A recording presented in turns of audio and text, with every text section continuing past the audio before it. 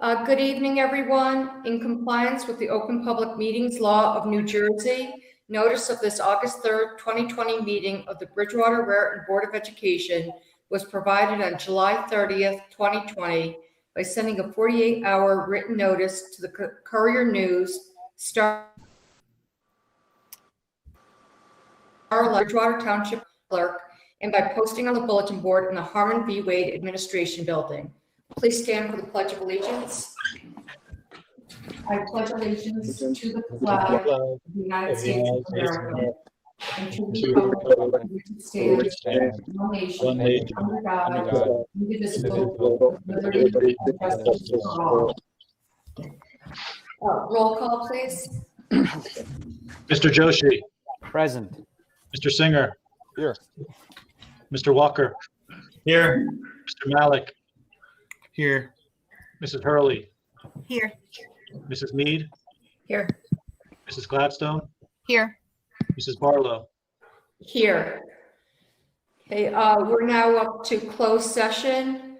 Whereas discussion by the board is required on matters that are exceptions to the requirement that a public body hold its meetings in public, and whereas the topics for discussion are litigation, insurance case, and personnel, whereas it is expected that the details of the discussion may be made public as soon as the issues may be acted upon publicly.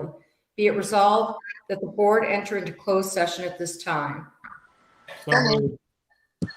Second. Okay, all in favor? Aye. Aye. All opposed? Okay, we are now in closed session.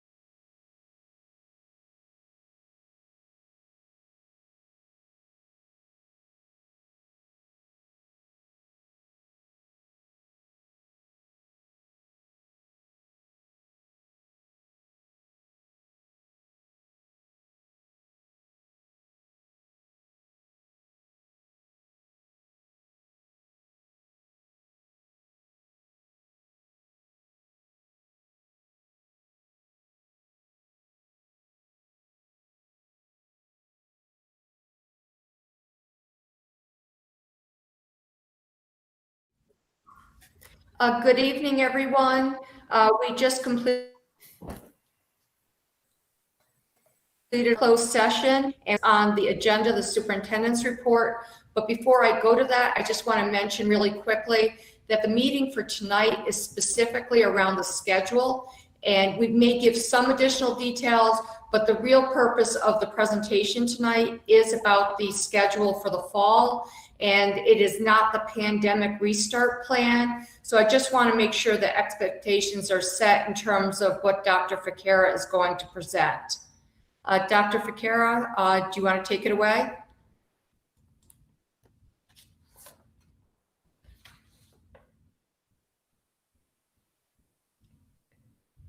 Were people able to hear me?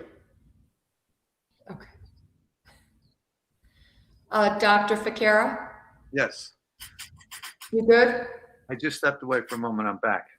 Okay, not a problem. I just explained to everyone that this is really to address the schedule and that the more detailed pandemic restart plan, that next layer of detail will be worked in the coming weeks. Thank you. Should I begin? Yes, please. Andre, would you put up the presentation, please?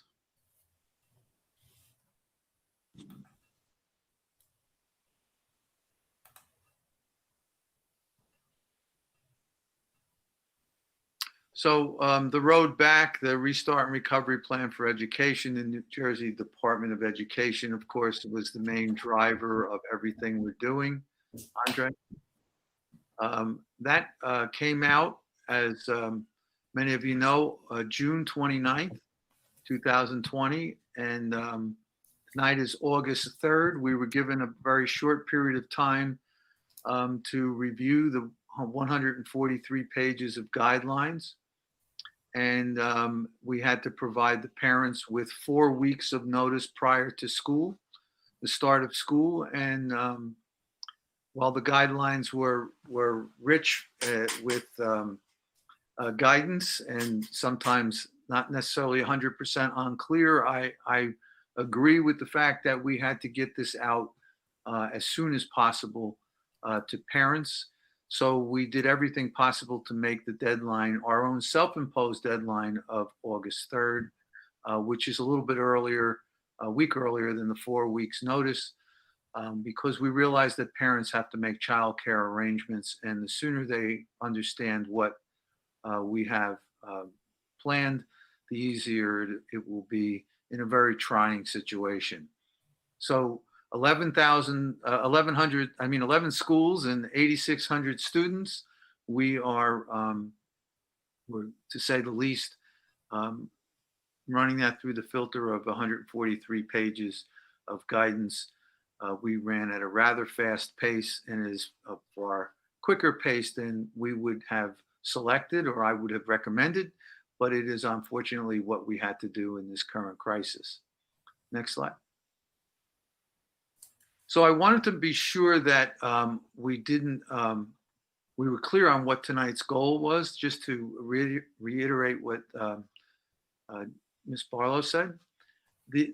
Tonight, we want to provide the district with the student schedules. So we want you as a parent who are out there, as a teacher, community member, to know what the schedules for September are going to look like if you're pre-K 8 or you're 9 through 12.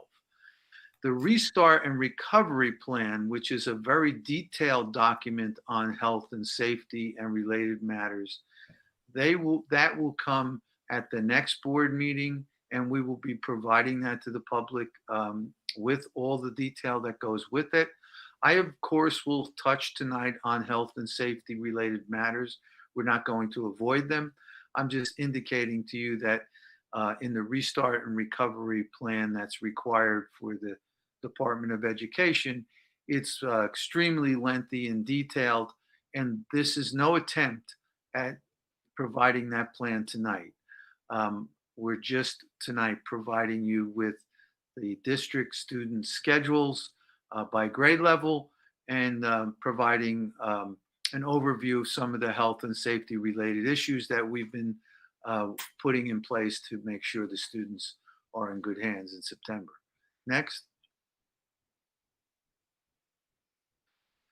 So just to reiterate, everything we do goes back to the governor's guidelines.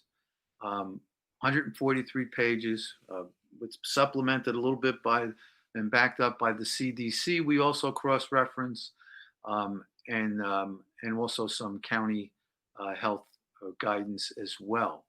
And again, everything that we plan for the opening of school, whether it's transportation or the entry into school, the instructional space that students are going to be in, whether there's lunches and meals, what bathroom monitoring looks like, how many children in the bathroom, hallways, what that situation looks like. Everything is run through the guidance, and we are not guessing at anything. We are not health officials, and we are adhering to the governor's guidelines, A, because we have to, and B, because it's the appropriate thing to do because the governor's guidelines were made in conjunction with the New Jersey Department of Health and the CDC. And of course, that's not within our realm of expertise. So we need that advice. Next slide. So most of what we've been dealing with is driven by the 6-foot distancing, social distancing, which is in the guidance. And when we look at a particular classroom, it may have looked like this in the past. Next slide. All of our classrooms in the district have now been rearranged, or they are in the process of being rearranged, so that there is a 6-foot distance between the edge of one desk to the edge of another desk, and on both sides, and the back of a chair in the edge of the front of the desk behind the student. And some classrooms still look like rows, and other classrooms had that scattered kind of off-centered diagram. But essentially, that is what drove our decision making more than any other factor in this is the 6-foot distancing, because that dictated how many people we could get into a classroom, how many students. Next. So when we looked at the pre-K students, using that desk configuration and checking each principal checking all the classrooms, we came up with 50% of the students can be fit into the building pre-K-8 at a time, meaning half are in and half are out. So we had a number of, we had 3 different proposals, and we chose this proposal, which I'm about to review with you now. It's 2 days in a row with a Wednesday as a virtual day for all students, and that would look like AA, which would be one group, half the class, a virtual day, and BB. So AA on Monday, Tuesday, virtual Wednesday, and BB, the other half of the class, on Thursday and Friday. It would be 4 hours of instruction, in-person instruction, with an end of the day distance learning period, virtually. There'll be no lunch or recess, and an early dismissal for students. Again, the lunch and the recess, when the student distancing, 6-foot distancing was applied, just made it an impossible situation to guarantee that children would adhere to the 6-foot distancing. A little bit change up in the kindergartens because, as you know, the kindergartens are already on a half-day schedule. So in order to fit both of the kindergarten classes into a morning session, we have to have 2 2-hour sessions, which turns out to be your typical half-day session on a regular half-day schedule. So it's one session. The first session would be the AM session, and that would go 8:30 to 10:40. And then the PM session, which would have been held after lunch in another time, would now be 10:45 to 12:50. Next slide. So how did we arrive at that schedule? We had three different offerings. There's the first one on the left, which was AB, AB, A, with an alternating Friday. That simply means that it would be half the class would be A, half the class would be B, and they would alternate AB, AB, and the alternating Friday of A and B. So that was one alternative. The other alternative was a double A, triple A, Monday, Tuesday, Wednesday, A, half the class, and Thursday, Friday, B, the other half the class. And the Wednesday would be the rotating A, B. So instead of the Friday, every other day, it would be 2 days together with a rotating Wednesday, A, B. And the third choice was the AA, virtual day, BB, and that is the choice that we're recommending tonight. Now, I want to say that each model was developed by the pandemic teams along with their principal. And the principals met not only with their teams, but came back and met with each other. They also reached out to other district principals, other districts to see what colleagues or people in the same organizations were doing. So we challenged ourselves to come up with different models, challenged ourselves to try some of the ideas from other districts, as well as the ideas from community members. Those principals developed the three different alternatives, met with the central staff. There was lots of Q&A over multiple days. There was plenty of feedback and tweaks to the proposals. So at the end, we had three models.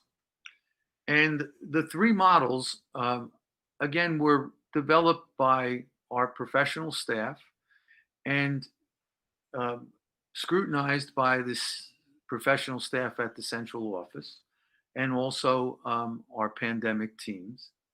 And essentially, all three models, in all of our opinions, work and would work. So the question was, how do we choose a model? Unlike most other things, I cannot say to you, well, after 25 years as a superintendent, in the last pandemic crisis, this particular model worked very well, because as you know, there hasn't been a former crisis like this. Along with that, we can't look back and say, well, the research says that this model or that model is the best model in this kind of a situation. So we're really going on something. We're doing the best we can and providing the models we can based on the internal experience we have and based on talking to colleagues around the state and reading what's going around the country. So we put out a survey, and most of the parents, not all, but most of the parents selected the double A, virtual Wednesday, and double B. That's Monday, Tuesday, A group meets, virtual Wednesday for the all of the students, and then B group, which is the other half of the class, on Thursday and Friday.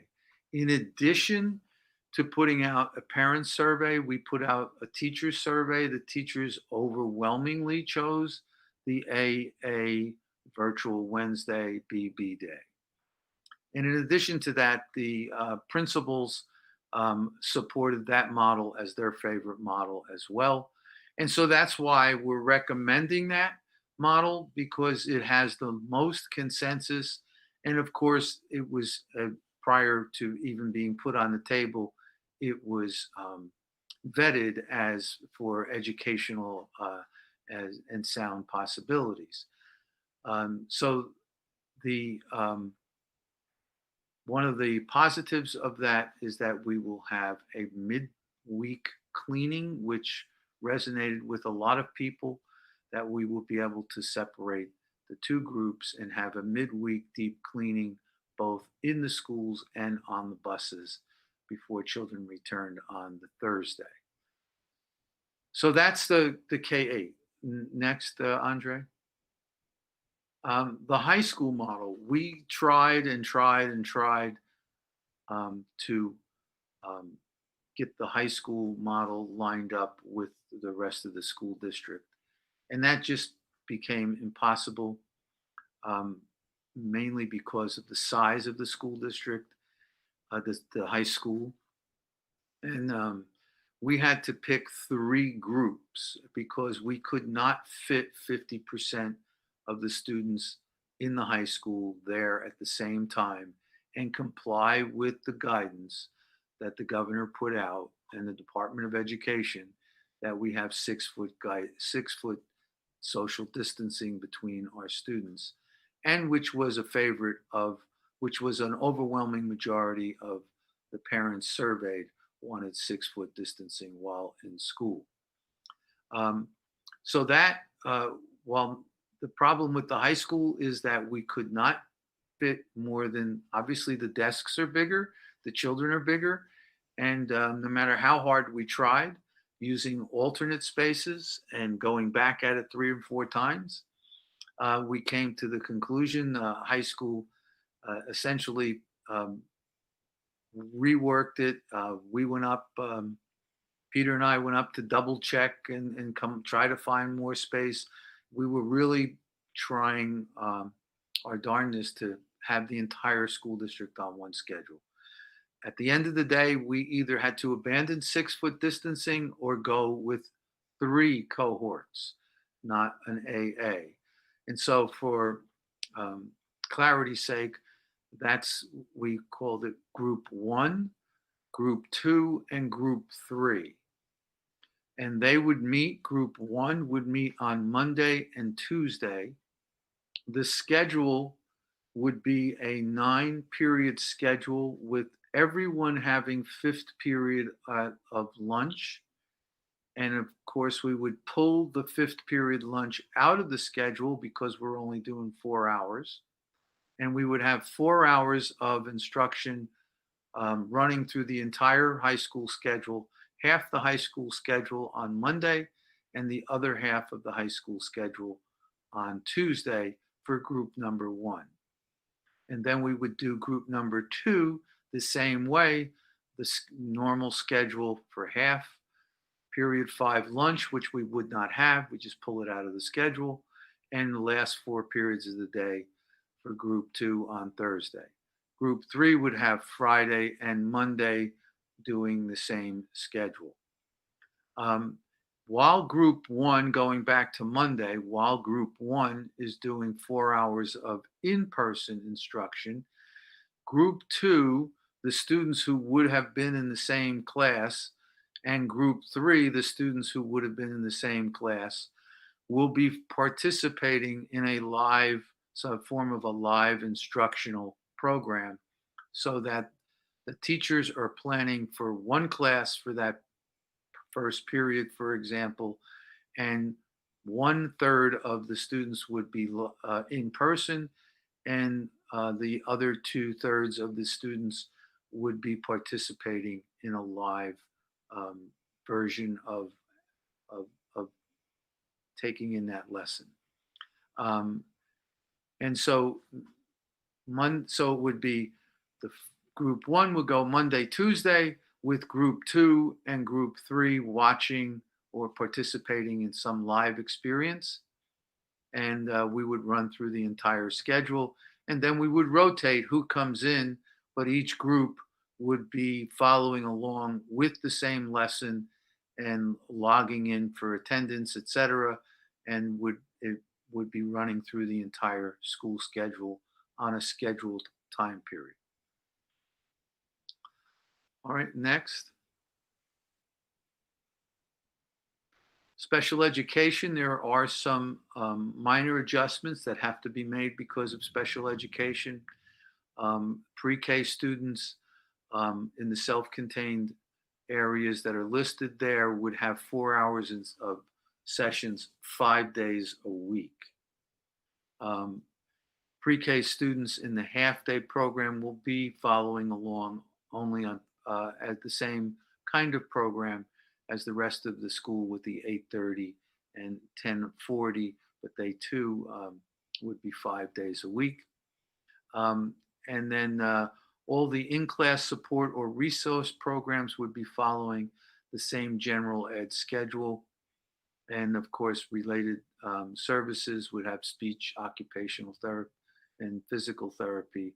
And some of that would be through teletherapy and in-person therapy. One of the things is appropriate for me to mention at this slide. We have strict, we fully adhere to the strict social distancing guidelines, so that when a teacher is in the room, a teacher is given a section of the room to be in front of the room and have 6 foot distancing from the children as well. We do have a unique situation with the special ed area, because some children are assigned in their IEPs to have personal aides. And you can't have a personal aide that stands on the other side of the room 6 feet away. And we have some, particularly the pre-K level, we have some toileting issues, etc. So for the personal aides, they will be given full PPE by the district: face mask, gown, shield, rubber gloves, and they will be able to change periodically during the day if the contact was felt to be too close and there was a reason to make that change. So that's the only way we can provide the legal requirements of the IEP and still commit to social distancing. So people will have gowns, face masks, shields, and gloves. Next slide. The other option that came out last week was that the governor put in place an opt-out program for those who want to opt out of in-person learning. The significance of this is that we are required to offer opt-out learning for our student body. So anyone who chooses not to come to school, if you are at the high school level, we have to provide a full array of courses. According to the governor, it has to be the same quality that we are providing, which is why we will have to have some form of Google Meet or live access to the vast array of programming that we have at the high school. We couldn't possibly hire additional staff for providing personal and private lessons on the whole array of subjects that we have offered at the high school. The opt-out information will be coming out tomorrow. We'll be giving parents the opportunity to opt out, and we are asking. We have here a survey that said about approximately 2,900 students, parents would choose to have them opt out of in-person learning and stay home. This survey has to be turned into a real data document. So we have to know exactly who is willing to sign for in-person learning, opting out of in-person learning. And we would be requiring that if you opt out of in-person learning, you have to opt out for them until November 13th, which would be the first marking period. The reason for that is we cannot have a moving target of how many children are in a class. We have to establish the classes based on how the attendance falls.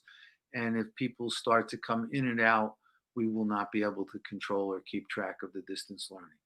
On the flip side of that, if parents sign up for in-person learning, do not feel comfortable with what they see or what their children bring home to them, keeping in mind we are structuring these buildings for 6 feet apart. We are structuring our hallways for one-way hallways. I do not, but we will have vast numbers of children in those buildings. And so if someone feels uncomfortable with what's happening, we will enforce the regulations. We have set everything up. But if a parent's there, sends their child and then feels uncomfortable, or the child feels uncomfortable, they can opt out at any time, because their opting out is not affecting the space in the classroom that they would be opting into if they were going in the other direction. Andre, next slide. The other area that we're concerned about getting some hard data on is the school bus. So we know that 68% of our students' parents said they would drive their own students. We have to reduce that to a signed document committing to a period of time. Also would be the first marking period, 11, 13, 20. And unfortunately, our buses, or the way buses are structured, school buses are typically carry 54 children. We will not be able to provide 6-foot social distancing on school buses that have large numbers of children, if parents have to send them. It's virtually impossible. The strictest guideline of 6 feet apart is 11 students on a school bus. So 11 students on a school bus is approximately a fifth, close to a fifth. So we would have, even if you were doing A-B cycles, you would have half of the student body. And that would, there just are not enough of buses and bus drivers available to us to come up with another approximately 200 buses and bus drivers by the start of school. Bus drivers are hard to come by in New Jersey as it is, since they raised the regulations and the testing required. So we cannot provide 6 foot of social distancing on the bus. And we have, as of now, some conflicting information. The CDC, the New Jersey governor's guidelines, and the local county have conflicting and unclear language, lending us to believe, I'm getting lightning storms where I am. Can you hear that? So that's something that we're trying to nail down. If a considerable number of people stick to that social distancing, transporting of their own students, and we can get them to understand that they would have to sign a waiver, and it would last until at least the first marking period, then we might get a break with the busing. Otherwise, we're having problems with that area, in that area. Next slide. So although tonight was primarily, the goal was to meet the governor's guidelines and comply, that we tell you as soon as we possibly can what the overarching schedule of the student's first marking period would be like. And we're talking, this is the first marking period only, because we don't know what the future holds. If more people opt not to come to school, there may be schedule changes down the road. So one of the things that you should know, there has been a lot of questions around the district. I've been getting them in emails from teachers, from union people, from board members. Will people have to wear face masks? Governor Murphy answered that question today. Yes, students and teachers will have to will wear face masks. According to the guidelines, and we are complying with this, there will be a large hand multi-gallon hand sanitizer pump in each room. So as children enter, they can and leave, they can sanitize their hands. That's in the guidance. We will be compliant with that. There will be daily cleaning every evening after school, and there will be deep cleanings for buses and classrooms on the virtual days at the K-8 pre-K-8 level. There will be hallways that are clearly marked as one way where possible, so to prevent students from bumping into each other or getting unreasonably close. There are schools where one way is not impossible because you will be walking out the back door. There are so those hallways will be clearly marked. We will be looking at cleaning of shared objects. How does that work, particularly at the younger grades? If they share toys, it has to be cleaned between sharing. Our water fountains, we don't want students going to the water fountains where you have to open the water fountain and take a drink without having a cup between you. So we'll be looking at requesting for water bottle to be brought to school. We'll be looking at mask breaks since we have students who will have to spend 4 straight hours, regardless of age, with a mask on. And we will be producing for you in detail and in writing later on as we get into the actual reentry plan, the quarantine protocols. The Department of Health have been working with us and answering questions.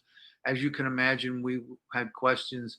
If the teacher gets test positive, is the whole class quarantined? If a student gets test positive, is the whole class, is the hallway that they walked in, anyone they passed by, the bus? There are a variety and complexity of questions. If the teacher's spouse has COVID, are they quarantined? So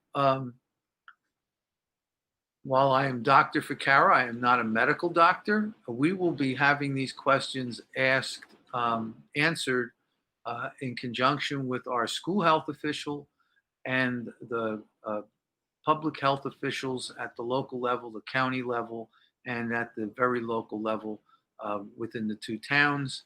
And we will be making them clear to everyone so we know in advance what the protocol is.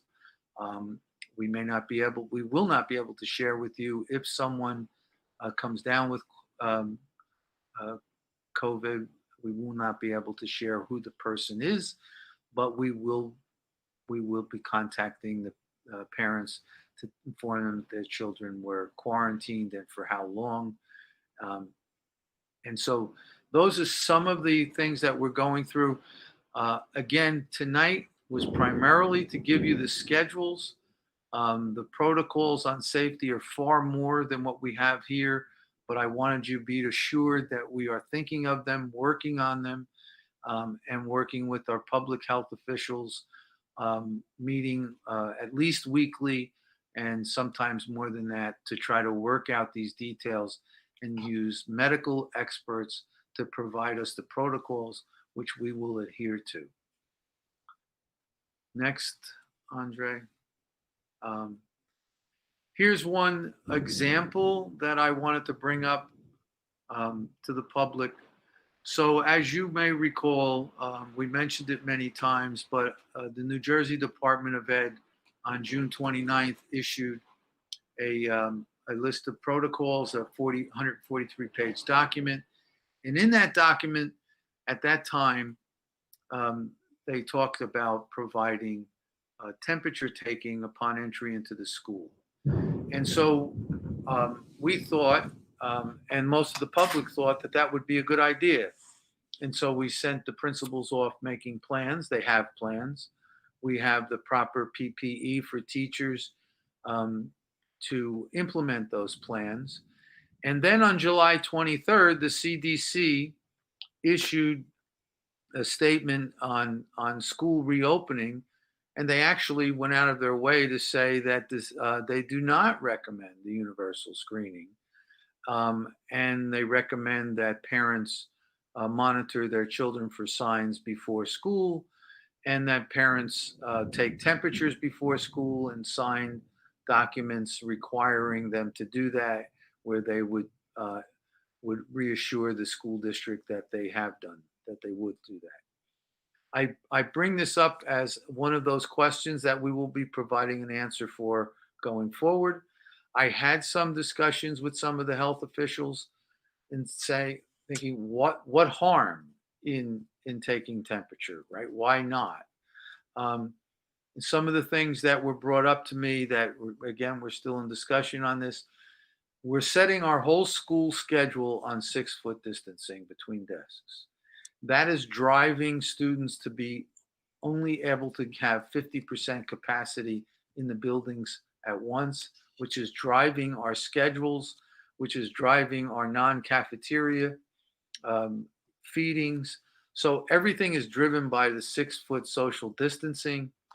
And the question, some of the worries that are put forth are, with the number of students converging on, for example, a high school, even our high school in thirds, 800, 900 students, are you creating pockets of lines where just the very nature of aiming and waiting for the temperature to pop up on the thermometer would cause students to congregate in ways that would not be adhering to social distancing?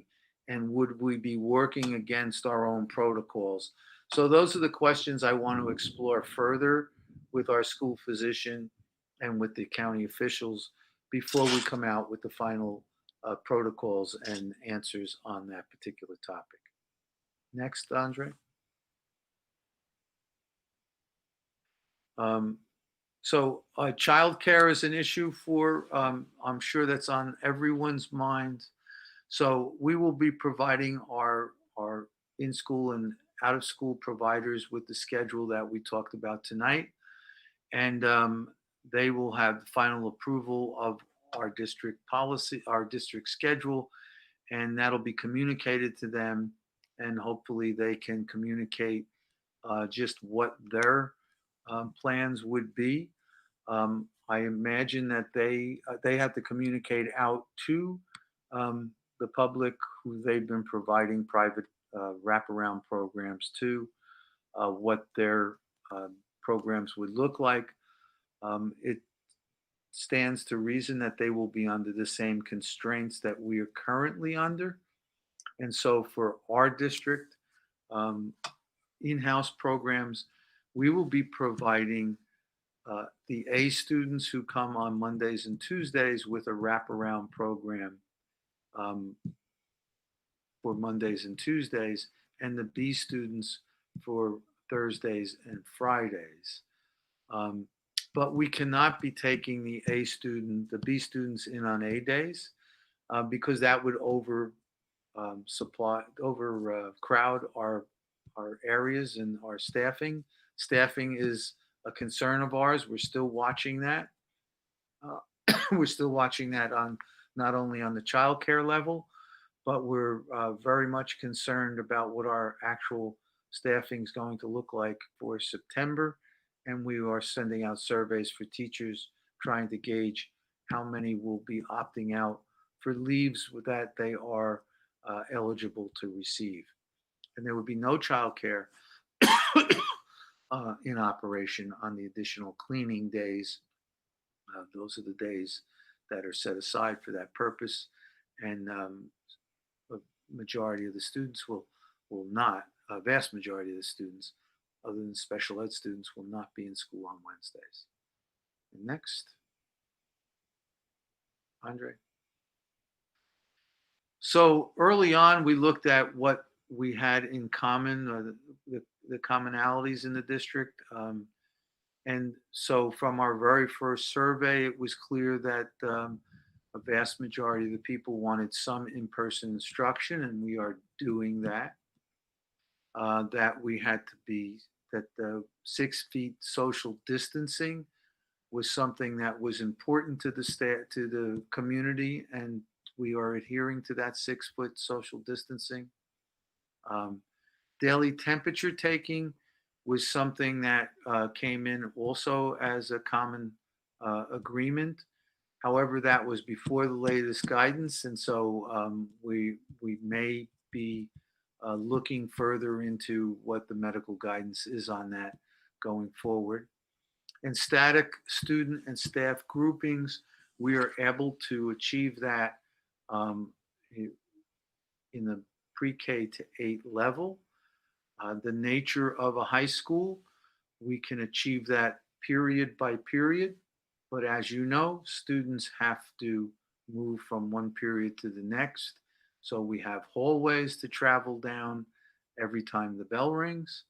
And we have a mixing of schedules just based on the student schedules. So as we're able to keep students in cohorts K-8, when we get to the high school, we are unable to provide a comprehensive high school with cohorting students.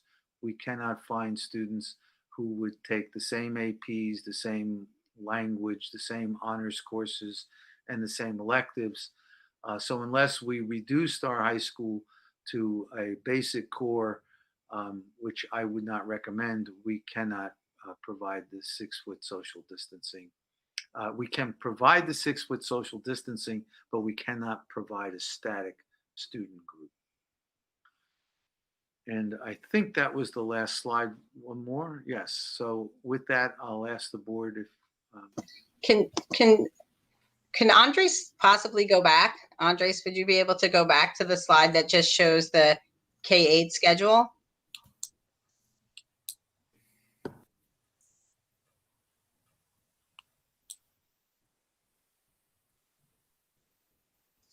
Is he nodding? I don't know. If not, I can talk without it. Andre, can You can? Okay. I just wanted to clarify a little bit about what that means when we say like students will be in school for 2 days and then the virtual day will happen and then there'll be, you know, a different group of kids will be in. So the way that we're looking at the schedule, because we were trying to really optimize the instructional time that kids will have. So I would like to just quickly go back to the spring and say that we've received lots of feedback from, and it all agrees, from parents and teachers and even students who provided feedback about the importance of having live instruction. And so even in the beginning of looking at the spring, when we were trying to do no harm and be flexible because of people's different circumstances, what wound up happening is as you kind of went up through the grade levels, you noticed that kids were less likely to have regular live meets as they got up higher into the grade levels. And as we went from March through June, students, you know, were even less likely to check in with their teachers and meet. It was a concern of teachers and parents and students. And so we recognize how important it is that no matter which model, and we're really looking at 3 different models of some form of virtual instruction. There's the piece that goes with the hybrid model. There is a separate piece for people who are just opting to do virtual alone. And then there's always the idea that at some point we might all have to pivot and we'll all be out on distance learning. So when we're planning schedules, we're looking at each of those components, how each of those components will look different at each grade level. And we're looking at, are we going to be able to move back and forth between them with as little disruption to student instruction as we can? And we're looking at what if we wound up going back in a traditional model, would we also be able to take these schedules and transition them back into a traditional model? So those are all the different things we're looking at.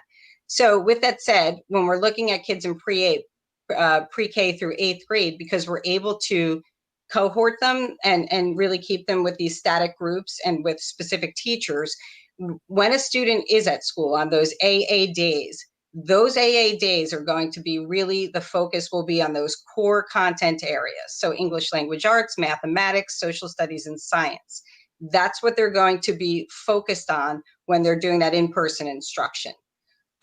When they're at the part where they're doing at-home instruction, there's going to be a combination of things that students are doing. So again, we got the message very, like, it was loud and clear that we need to make sure we're doing some synchronous things, which means that teachers and students are meeting live, in real time.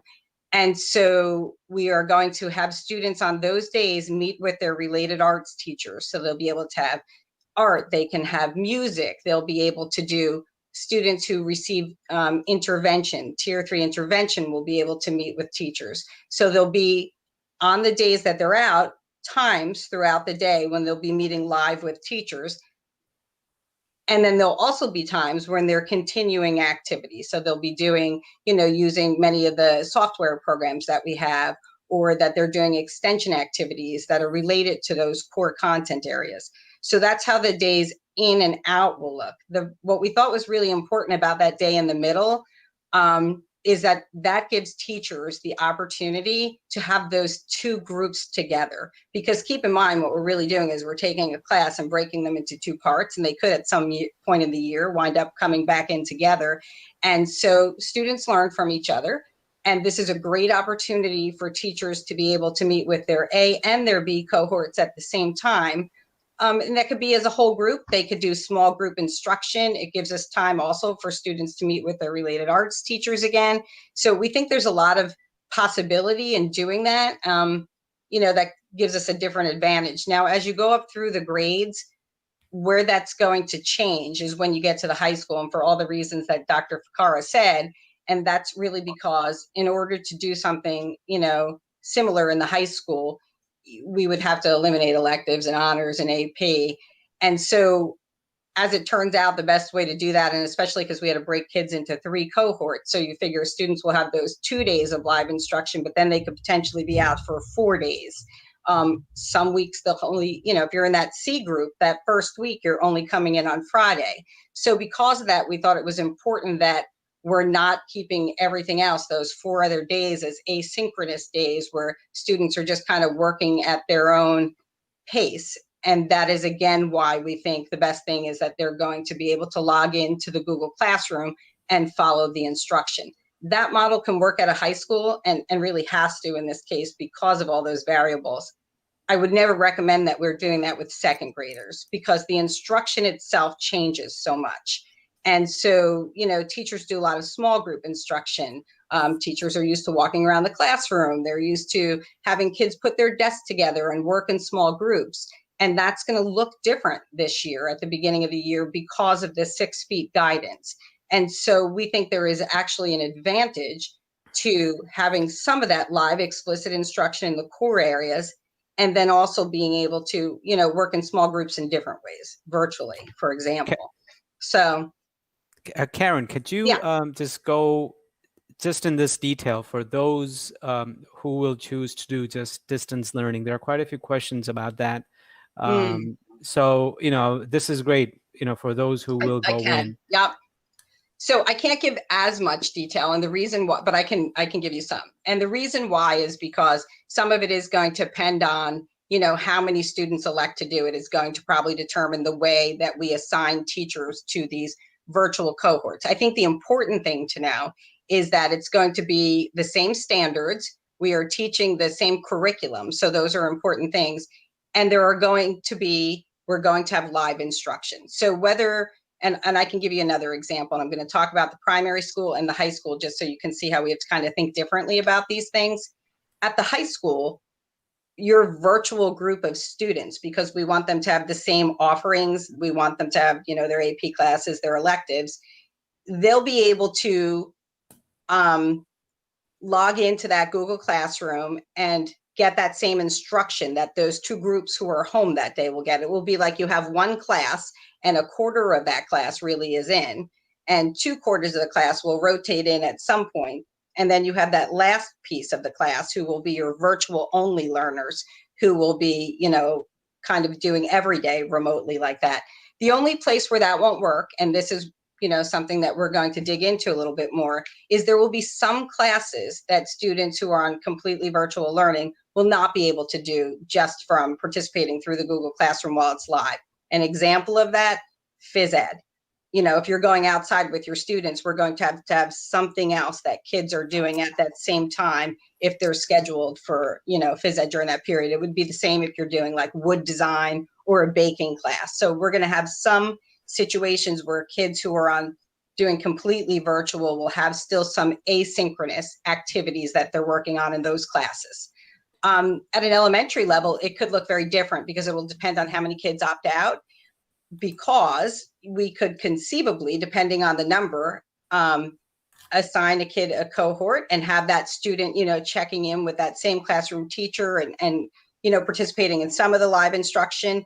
Or we could, if it worked out, actually wind up with a first grade virtual teacher who was working with, a whole group of first graders across those 7 schools.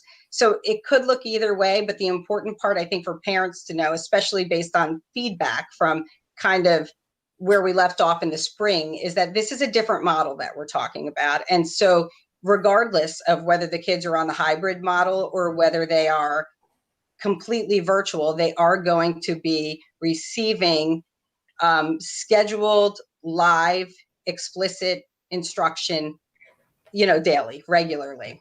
So, and how would the labs work?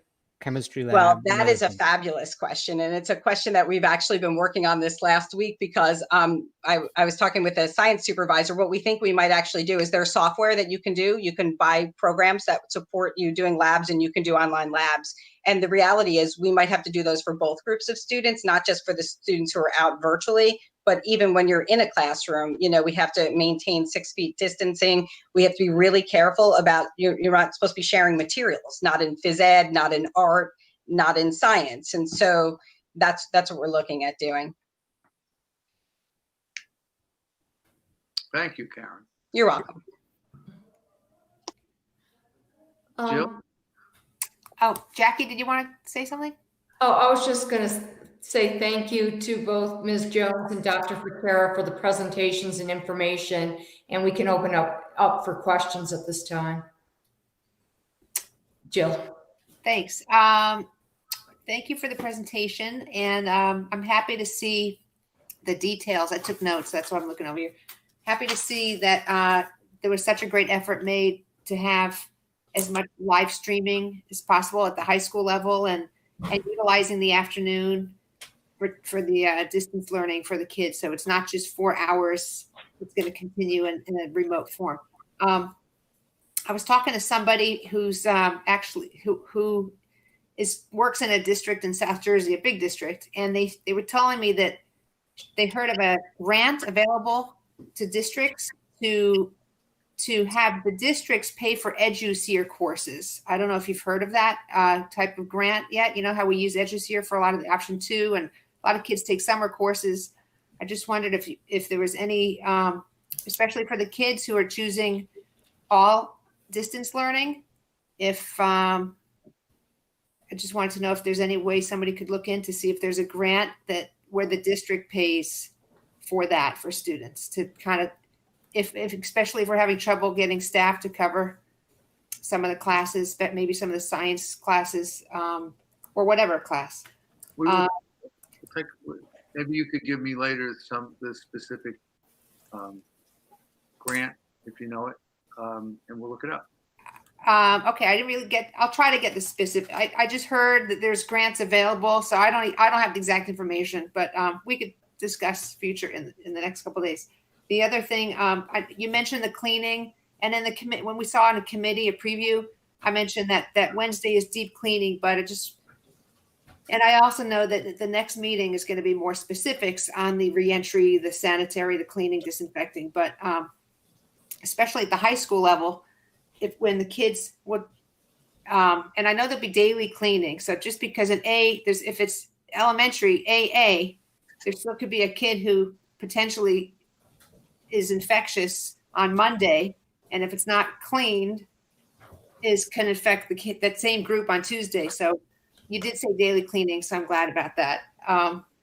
The high school, though, if kids are going to be moving from like an English class to a history class, I also heard of a district where they're telling the students when they get to that classroom, they are responsible for wiping down and disinfecting their desk.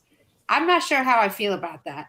So how do we, I guess that those details are forthcoming. They're coming, but quite frankly, there are not enough of custodial people, so you can imagine how many desks Right, to be cleaned in a 5-minute period.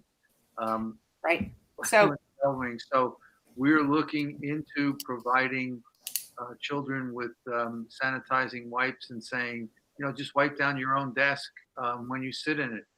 okay, We certainly don't want children to be take over for the custodial staff, but it's reasonable. I think I would want my child to make sure Right. they took care of it and wipe down the surface before they take sat. responsibility for themselves, right? And And so, we will provide the wipes. and okay, and I think there was something else. I think that was it for me for now. Thank you. I'm sorry, go ahead, Jackie. I just want to say one thing in response to what Ms. Gladstone had mentioned. In terms of, we have cases where some kids are in school all 5 days, like some of those self-contained classrooms. So they won't have that set aside day for deep cleaning. I just want to make sure that we have a plan to address those specific situations. We will have a plan. We will have a plan. And I know this is not meant for that. This is really meant for the schedule. Ms. Hurley? I just had some logistical questions that I would have if I had kids in school. When you're splitting the kids, I'm talking now the K to 8 or pre-K to 8, you're splitting them A and B. I assume it's alphabetically, so all kids in the same family would go to school on the same day? So, that's something we're still trying to work out the parameters of how do you cohort your A's and B's, because what we'd like to do, if possible, is find a way to not only cohort, so you have 3 different, you could have 3 different children in the pre-K 8. And so we could be in the primary level, or we could be in the intermediate level, or we could be in the middle school. And so how do we divide the 2 cohorts, A, B, into A being all in the same family?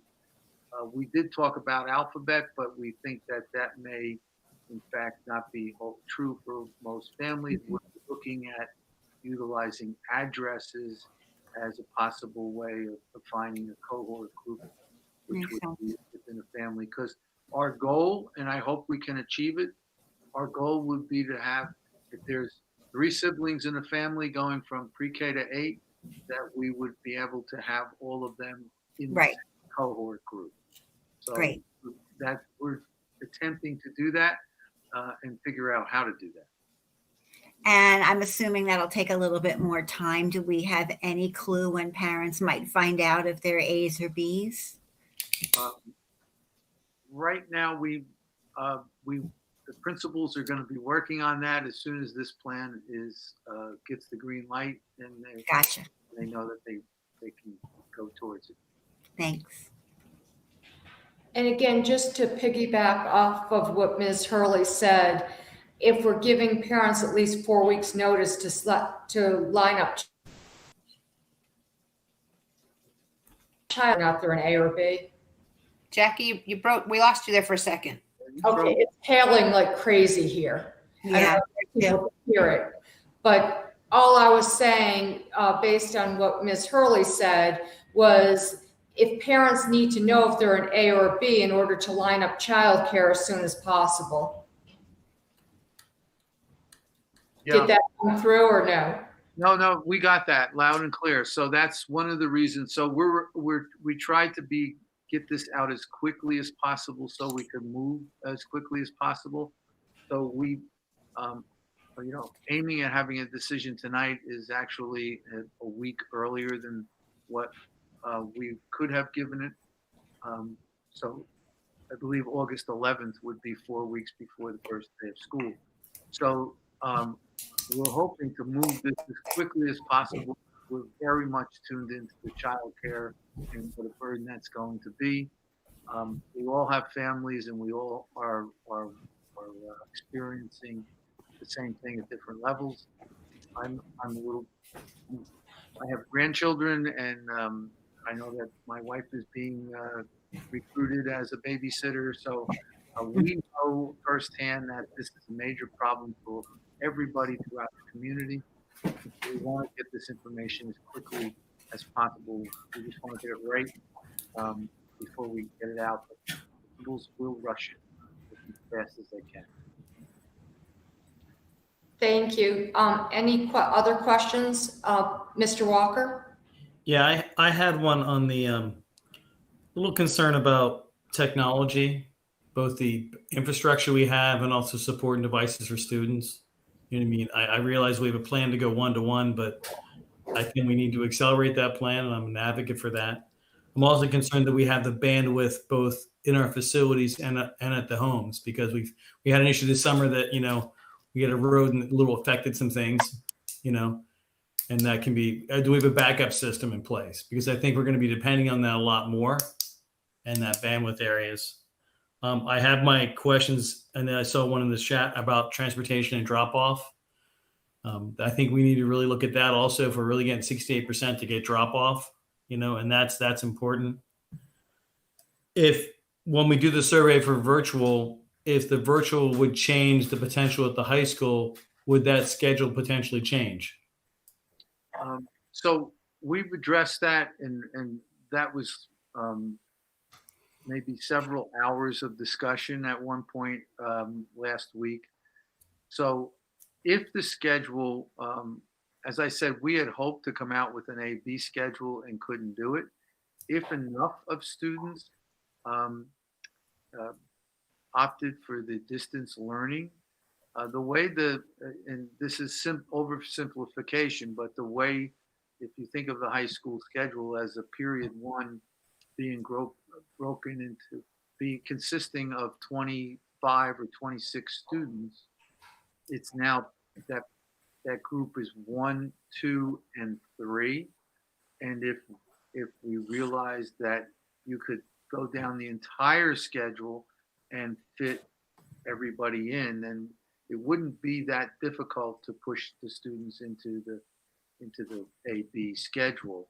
The question that's going to hold everybody up is, will there be 1 or 2 or more than 1 or 2? Will there be a number of classes that prevent us from doing that because just of the way the percentage of opting out will fall? If we could take 25%, when we look at it, if it was 25% or 30%, if it was a clean 30% down the schedule, that would be different than if the 30% hit in pockets where some classes remained exactly the same in size and some shrunk. So we'd have to look at it. We are prepared to look at that. And again, it was our initial goal and is still a goal. If we can do it, we will. Okay. Also to go back to your temperature taking, there's conflicting information on that. Yes. And then the NJSIA is recommending temperature taking, which we're doing under our athletics right now. So just so I think we should be consistent. And have we looked at, I know there are some visual, optical ways to do it also, non-contact, both as a check when students or staff walk around. We have that ability out there also. I'm just throwing some things out there with some concerns, and I'm sure there'll come more details. The one thing from a communication standpoint I think would be good to do would be, we need to put up a graphical representation of the schedules. I feel it'd be great for the community. Here's the pre-K, here's the high school, here's what it's going to look like. I've seen it, most other districts have done that. I think we need to do that sooner than later. I don't know if it's in the plan, but I'd like to see that myself. So, and I guess, when it comes to the surveys and binding, is that going to be done in a format through PowerSchool so it can be logged? I think we're only using about what 10% PowerSchool could do. I noticed the ability to put forms in there and responses, because that's one format where you can't fill it out twice, and a student can't fill it out if the parent has a login. So, just wanted to share that idea also. So I think we've got a lot of power in PowerSchool. We're not using a capability. So Andre has been working with us on what that is going to look like. He can provide more detail than I can. We are looking at utilizing the student. The idea is not only to get the information, but to be able to export that information to each school so they know what they have. And what I'm being told, and if I need more detail than this, I'll call on Andre, but essentially, when we send it out, each parent will get an individualized email with their student, each of their children's email address and password. And if they fill out a form for each of their children using their email and password, then that will be put into our Power School in a way that we will be able to send out to the each elementary school or each middle school and high school exactly who in your building is opting out, and that will greatly help our ability to know what the class sizes are actually going to look like. And there's one more question I think I brought up in committee too, is attendance virtually. How to do that, and are we taking it? That's the other question. Yes, we are. Okay. And on bandwidth, I had the same question earlier today. I asked Andre, and not being a tech person, our bandwidth has actually helped in terms of students logging on at home because they are going right to Google and not through our server. So it's not as if 8,000 students are going to be going through our server. They're going to use their at-home ports to get into it. So that lessens the burden on our district. Yeah, we do have the question of sanitizing technology too, the same way the students sanitize their desk, technology sanitization of that. So that's probably a forthcoming plan also, right? Yes, I'm not prepared to answer that tonight. Other questions? I think Steve did. Yeah, I have a few other questions. Sure. So when is tonight's presentation going to be made available to the public? So tomorrow, it should go up online, but we have a letter that we developed today, needs a couple more proofreads, and that should go out tomorrow to every parent, saying explicitly what was said in tonight's presentation. And this will be put up online. This presentation will be put up online as soon as. Andre, do you know how long that will take to get up online?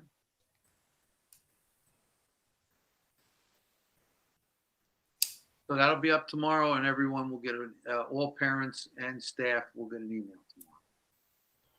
Okay. And you mentioned that our plan isn't due to the Department of Ed until next week, correct?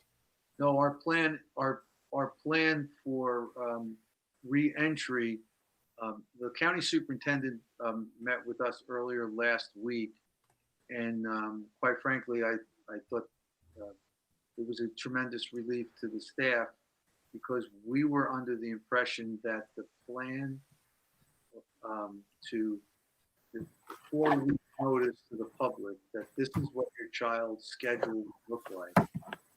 And the re-entry plan, which is pages and pages of detail, had to be at the same time. And he explicitly brought up to us that no, do not confuse the schedule notification to the public with the re-entry pandemic plan, which again is a huge plan that we will provide to you long in advance and provide to the public before we ask you to approve it. And that will get into all the details, and that has to be approved by the county superintendent as well as the Department of Ed. Right. So what's the schedule for that?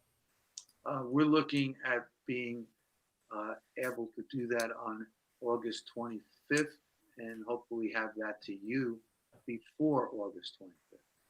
Okay. And All right. And once that's filed, that's a public document that will go out to everyone? yep. Okay.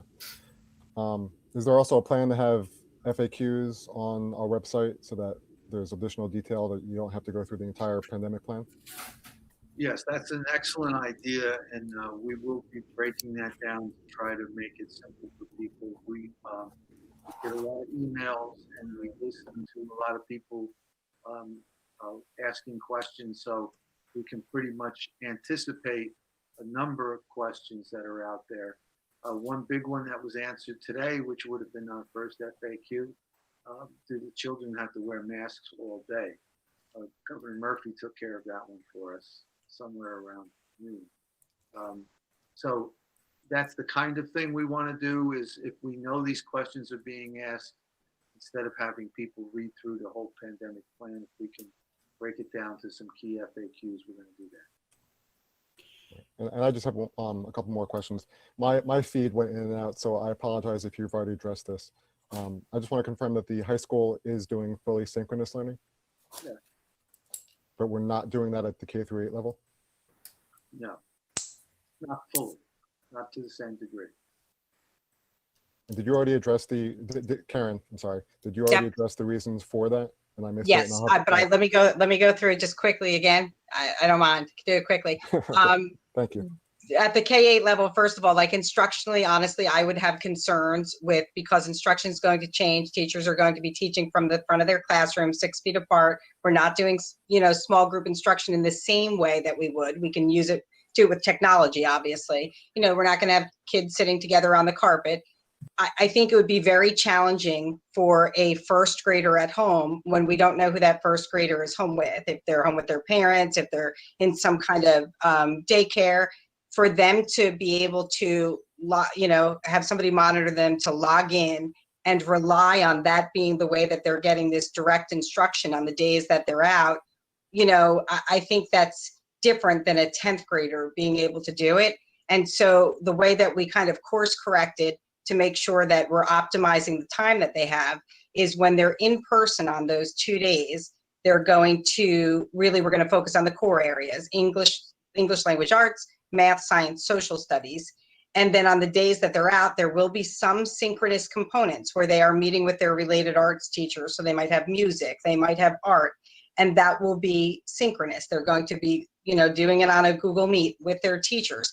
But there will also be components when they're, doing extension activities related to the core areas, or where they're using our software, because like at an elementary level, for example, we have Freckles to support math. We have, RAS Kids that we use for English language arts. So it'll also give students, they'll have some time to work on those things. That Wednesday day is our opportunity to have those two groups meet together, because it's virtual, and the teacher to work with the two groups together, do small group instruction, do multi-tiered systems of supports, work on that intervention if you need that for remediation purposes. So we just think it's a better way actually to be able to support the kids K-8, which is different from what we're doing, what we think kids will be able to do in high school. And I understand that particularly for the K-4 level, was there any consideration given to having the middle school be fully synchronous? What we did with the middle school, so no, and I think part of what happened with the middle school is the reason why, well, no, that's not true. We still might have to consider it depending on how many numbers of kids go out and the way that we're going to do the complete virtual instruction in the middle school, because you can go in two directions. You could go in one where you pull a whole team of virtual teachers who are working with those students, or you might have to do it in the same way that you do with the high school, where you would have, a set of students who are home learning and doing synchronous. If we did that, what would happen then is the students who are on that at-home day meeting with their related arts teachers, there would be time in between where if, you didn't get a concept the first time, you'd be able to log into that classroom and watch it again and get it a second time. But I think at the middle school, kind of what drove things is that they were able to very successfully and actually quite impressively be able to cohort the kids. So they really took like, a large middle school and broke them up into 66 or something cohorts where they think that students will really be together, like no more than 30 students in a group where the teacher's rotating in. And so that kind of drove the instruction again. But we did the same kind of thinking where on those days where students are in doing that, in-person instruction, we're focusing on the core areas. So again, English, math, science, social studies, and that's kind of how we looked at things. Okay. All right, thank you. Mm-hmm. Other questions? Mr. Walker? You're on mute. He left the meeting. I have a Oh, question. okay. Are there other questions until he comes back? I just have a couple of really quick things. When I understand, how you came up with, well, not very well, but I have a vague understanding of how you came up with the high school scheduling, and I appreciate all the factors that went into that. But how do you address the students at the VOTEC, because they might have a different schedule? The other thing I just wanted to say is, or two things I want to say. Number one is, I've been a part of this district for 16 years, and that the drop off, if parents are going to drive and say 40% of parents drive their kids to the high school or the middle school, or pick up their kids from the high school or middle school, that's going to be a lot of logistics. So I'm just sharing that with you to think about. And then the final thing is, I get that you're working under a very difficult timeline and regulations that are clear as mud and changing on a daily basis. And I've sat in on a couple of committee meetings, and I just want to give a big shout out to Dr. Ficar, your administration, Karen, Peter, Dan, all your principals, Laura Kress, and the BREA. I am astounded and humbled by the amount of work, and I really, really appreciate it. Thank you very much. And I just need to echo what Ms. Mead said. We are very impressed and very appreciative of everyone's time and working together in collaboration. So thank you. Other questions? Mr. Malik? Yeah, this is the same question that Anne Marie had, but what is the VOTEC schedule? And then how will students be able to balance both? And how will students be transported to VOTEC since they are bused? Like previously, they've been bused from the high school to VOTEC. So the VOTEC is a question that I don't have the answer for right now. I know that VOTEC is going to have a very complex situation with dealing with all the high schools in the county. We're prepared to hand schedule and move children around and do the best that we can, and be able to provide them with the transportation that's necessary. So we know that is something that has to have special consideration. We won't abandon those children or leave it out there hanging. But it is something that the number is much smaller than that we can do some hand scheduling and work with them individually and make sure that we meet their needs. Okay, thank you. That was it. Mr. Walker? Yeah, I had a question. Are there any issues with any out of district placements we need to address in this plan also? Students, and you guys have done a great job, and I want to thank you. But out of district placements, I was wondering about how is that impacted by this? And it's a little different than the normal because it's not, Yes, good question. So I have Dan working with each of our schools, and we have quite a few of them, to see what their schedules are and to see if there's any. At this point in time, there's no sense that they can't handle who we have sent to them, but I imagine that they are going to be going through the same space problems that we have. Most people maximize their classroom capacity within reason, and so Dan has been. I've given him that charge a while ago, and he's been looking into that. We are not forgetting those children, and we want to make sure that the schools that we send them to have the capacity to do what they did last year. My sense is that they're going to do something similar to what we're doing, and having some sort of a hybrid schedule, just out of the necessity of complying with 6-foot schedule distancing. And I guess my other concern, as the students moving to high school from class to class, the students are moving bus to bus. That almost has to be. I mean, I know there's some aerosol cleaners and sanitizers that way that have to be done. I think that's a big concern because the turn time there and the cleansing thereof is pretty important to transportation. And I understand somewhere in the guidance that there's checklists that have to be developed and have to be adhered to. So again, when it comes to the cleaning protocols, and we are in no way going to skip anything. It's been foremost in our minds. We've been ordering many PPE products, cleaning products.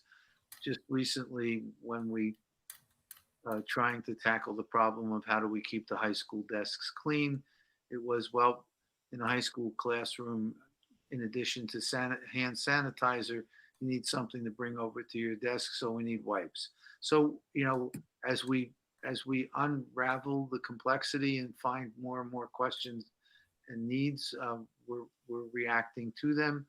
Our first priority is putting those kids in a safe situation, and that will continue to be the driving force behind our decision making. And Anne Marie brought something up. I wouldn't want to establish a precedent that if you give us a compliment, you don't get an answer to your question. So I want to go back to your question about drop off. We have notified the police, and we will be talking to them as we get the numbers that come in terms of people who are opting out. It's a double-edged sword with us. The more people who opt out, the more capacity we have to transport children to school. But at the same time, we're not only creating a problem for our district drop-off and entry, and I believe with the thousands of cars that are going to be on the school, if those numbers hold that are going to be on the roads, this is going to be a traffic problem that's going to go way beyond the half block before you enter the school's driveway. So we're alerting the police to that. They'll know what to do, and we just don't want to catch them by surprise. So we're letting them know that this is how it looks, and when we have the hard numbers and we can project from there, they'll be able to project better than we how many extra vehicles and what that will impact. It's going to be hard. Mr. Joshi? Yeah, and I know you guys have been working really hard on this, so I echo everyone's sentiment and thank you for that. But here's one issue that I want everyone to know, that this is why it's so difficult. And I don't think this has been brought up today, but and maybe this hasn't been taken care of yet. But how will you navigate the various drills that happen during the school day? I don't know if you have discussed this or not with the administration, or if any guidance has come down from Trenton or the governor's office. I'm not sure, but that's a major component that really needs to be put into the mix. So that was a topic of the superintendent's meeting today. So we, it's one of those areas where I guess when they create a guidance, they can't think of everything. So one can imagine a fire drill having one set of protocols and procedures and demands that we exit as quickly as possible. And that would conflict with getting too close to your neighbor and waiting for someone to go by. So we are appealing for some kind of direction as to what does this look like? What is expected of us? Is a fire drill, does the fire drill override the distance, the social distancing, because of the need that the drill may not be a drill and we can't have children exiting the building in slow numbers, or is the pandemic overriding the fire drill? That's a question that we need guidance from up in the Department of Ed and Trenton, and hopefully we'll get that shortly. Because there are a number of safety drills that are out there that we need. Right, exactly. Mr. Walker? Yeah, one more. I know we've addressed the student schedules here, but I think there's a lot of people wondering the staff schedules. I don't know what that's coming out or what the timing is for that, how their schedules will align with things and what the expectations are. So tomorrow the staff will be we wanted to be able to tell the staff this is what the schedule, and then we wanted them to react to us and tell us who they are and what grade they teach and what subject they teach. And yes, I think I will be applying for this leave or that leave. And then we will have to work with people individually. But our first goal was to see, will we wake up 10 days from now and find out that there was a particular department at the high school that had, everyone apply for a leave. I'm using exaggerations to make a point, but we need to know the holes in the schedule, if any. If we're lucky, things will spread out across the district in a way that doesn't overburden one particular specialty, but it might. And then what do we do, and how do we solve that problem? So that's why we need to. We're putting that survey out tomorrow, and we have to give people, I think, some reasonable time to make a decision as to whether you want to apply for a leave not to come back to work or not. So we'll probably give them a 7-day notice on getting back to us to tell us whether they choose to go on a leave. And then we have to make a determination as to whether the leaves people apply for fit the actual and qualify under the guidelines for the particular federal or state leave or our district contract leave. So we have a lot of work ahead of us to make that determination. And then along the same lines as that, I expect some changes from higher up in the future. What's how prepared are we to pivot based on the plan? I'll let Karen answer that, but we felt all along, and actually in the governor's guidelines on more than one occasion, I often cite this, they use the word be prepared to pivot, be prepared to go in and out. So we are making sure that we are prepared to do both. So I think we're pretty pre-prepared. We have to, we're going to have to start really focusing on creating a plan. So basically we have lots of feedback from the spring. And as I told you before, it's very consistent across all the stakeholder groups, and teachers thought that, students needed to attend more meets, and parents thought students needed to attend more meets, and students admitted. And so we know that we're going to have to change the expectations and communicate them out early to parents and to teachers so everybody understands them. Right now, unfortunately, we have to focus, we have to focus on the hybrid, because that's what we're going back into. Yep. So, ideally, it would have been easier to focus first on improving the distance learning that we had a good kind of basis for, and then going from there into hybrid, but that's not how it's working. And so starting this week, actually, supervisors are going to be reaching out to teachers, and we're going to have some small focus groups with teachers to get some additional feedback on what went well, what could be improved. And then, I honestly think that we'll be able to provide a very strong distance learning program, especially if we pivot and we're only focused on that one type of learning, because it'll give us the opportunity to really refine things. We will continue to support teachers in the way that we did in the spring, where we had ongoing professional development, and we will reach out to teachers to see where it is that they feel that they need this support, and we will provide that for them in an ongoing way. So. Thank you. Mm-hmm. Other questions? Okay, I did have a couple of questions.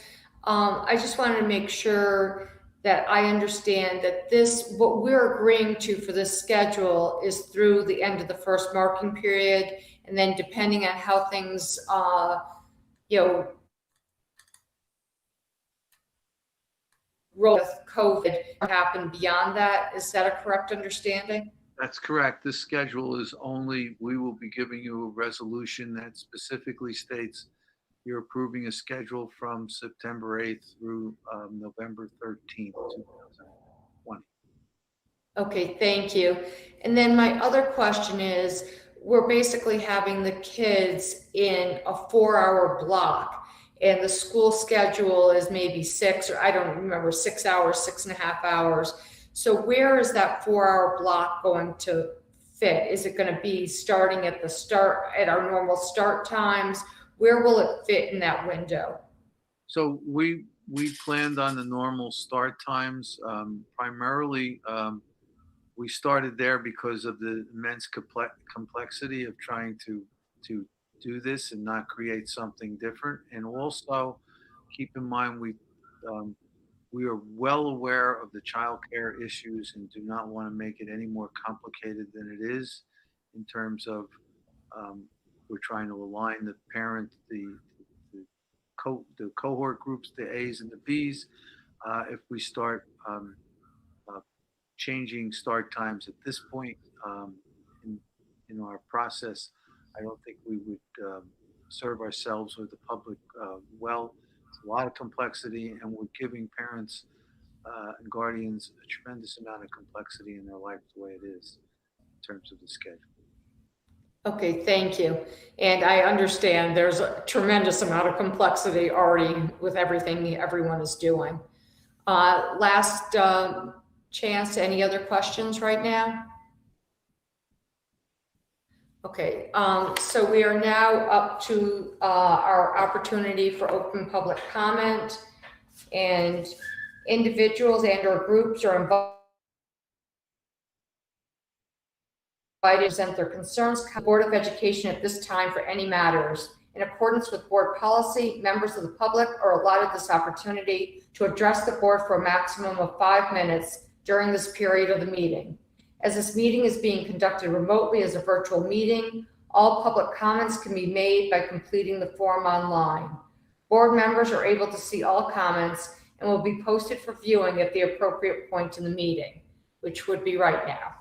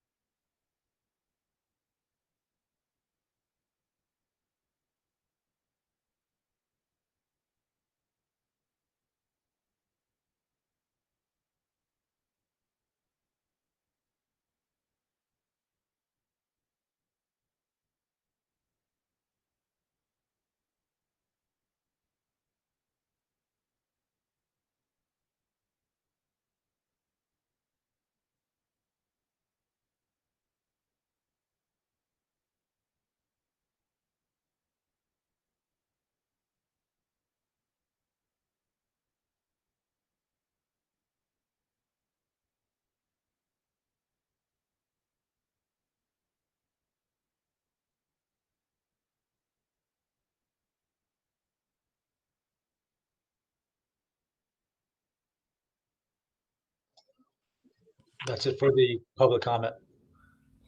Okay, thank you. That closes out the public comment section. We are now up to item 8, action item. So the resolution that the Board of Education, upon recommendation of the superintendent, accepts the schedule change for the 2020-2021 school year as presented. And again, that was through November 13th at this time. Is there a motion? So moved. Second. Any discussion? So I I have a think question. we've had enough discussion. Roll call, please. Jackie, I do have Barry had one a- Barry question. had a Oh, question. sorry, Mr. Walker. So if the governor says we can open up sooner, are we allowed to change back? What's the rules on that, Dr. Ficarro? I'm not sure. By sooner, we're talking about our first day of school is in the calendar. Right. Or maybe say October 1st, the virus just disappears from this earth. Oh, well, I forgot. that's why we constructed the high school schedule in a way, and all the schedules are constructed in a way that we could just immediately go back. Okay. We ever after. But that would take another motion by us. to So do that, what we're right? voting, Okay. Oh, yeah, I don't think we'd have a problem getting you together to bring everybody back. I don't think so either. Just checking.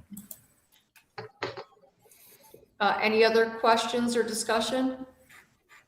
Okay. Oops, sorry, it just thundered. Roll call, please. Mr. Joshi, Yes. Mr. Singer, Yes. Mr. Walker, Yes. Mr. Malik, Yes. Mr. Hurley, Yes. Mrs. Mead, Yes. Mrs. Gladstone, Yes. Mrs. Barlow. Yes, motion carries. And next, our next meeting is August 25th. It'll be a regular meeting. And again, at this time, it will be online. Is there a motion to adjourn? So moved. So moved. Second. All in favor? Aye. Aye. Oh, were you going to say something, Mrs. Mead? No, I said aye. Oh, okay. All opposed? Okay, the meeting is adjourned. Everyone have a great evening. Please stay healthy and safe. Thank you. Good night. Good night. Good night.